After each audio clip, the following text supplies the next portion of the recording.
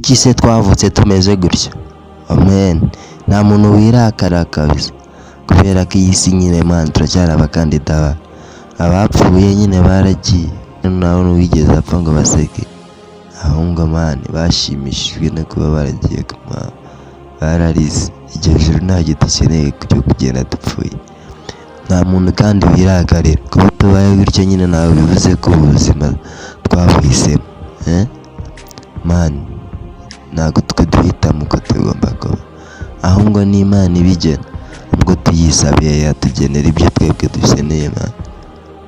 Kuko iyi si nyine kuyibaho no gukomera bisaba gutyaza ubwenge, bisaba ko kwizirika umukanda ugahiga papa. Ntabwo wagenda ngo wicare nyine ibintu byiza, biragoye cyane nyine kwiyumvisha ubuzima undi mugenzi wawe aramutse abikuganirije nibwo wakumva ko life ari danje.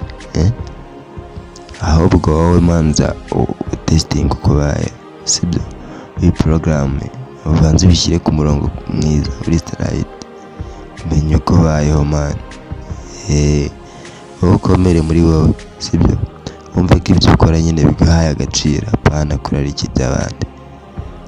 Danje usanga abantu bagufitiye ishyari, nyamara nubwo bagufitiye ishyari man bagusumba n'ibyo ukora, kandi mwe nta nubwo birenze cyane.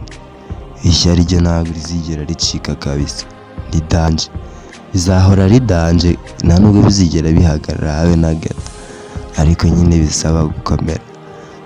Umutima bibato niko bimera, kandi komeza wowe urwaye n'ubuzima bwawe. Nta wundi muntu witaye ku buzima bwawe uretse wowe ubwawe man. Komeza wihebe wowe ubwawe, nta wundi muvuka mwavukanye, n'impanga yawe yaguta ku gasaza. Manzi menye ko wavutse wenyine, sibyo? Numara kubimenya uzasobanukirwa n'ibindi birenzeho.